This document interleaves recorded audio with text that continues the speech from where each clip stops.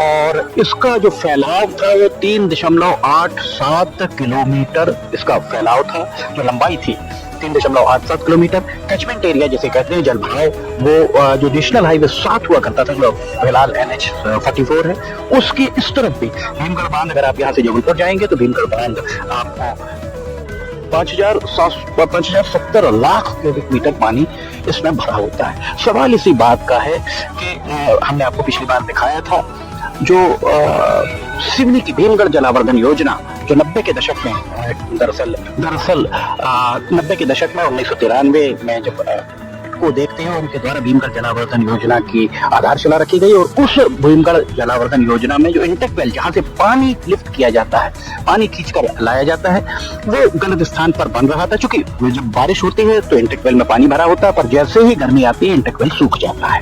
Intake well के आसपास पानी उतना नहीं रहता, सिल्ट बहुत सारी जमा है। सिल्ट को भी नगर पालिका को साफ करना चाहिए, ऐसा सिंचाई विभाग का कहना है।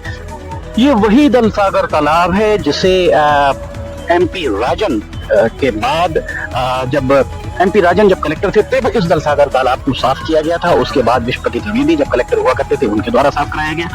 ये बार बार साफ होता रहा। इस दलसागर तालाब में अब तक पिछले 3 दशकों में करोड़ों रुपए खर्च हो गए, पर उस सब के बाद भी इसका पानी आज भी पीने योग्य नहीं है। सिंचाई विभाग के मुख्य अभियंता ने लिमटी की लालटेन के 702वें एपिसोड में ये बात कही थी कि इस बार तो माचागोरा से आपको पानी मिल रहा है, पर अगली बार आपको माचागोरा से पानी नहीं मिल पाएगा। अगर अगली बार पानी नहीं मिल पाएगा तो फिर सिवनी की प्यास कैसे बुझेगी? इस बारे में कोई ठोस कार्य योजना हमारे पास है नहीं। क्या इस बारे में कोई विचार किया गया? नहीं। हमने आपको पहले भी बताया था कि जब धनराज वैस जिलाधिकारी थे तब समाचार एजेंसी ऑफ इंडिया के द्वारा उनसे चर्चा की गई, उन्हें बताया गया था, ये बात कही गई थी उनसे कि बबरिया में पानी लाकर डाल दिया जाए, और अगर कभी लाइन फटती है, बिजली नहीं होती है, तो बबरिया कम से कम 1 महीने आपका साथ दे सकता है और जल संकट शायद ही पैदा हो पाता।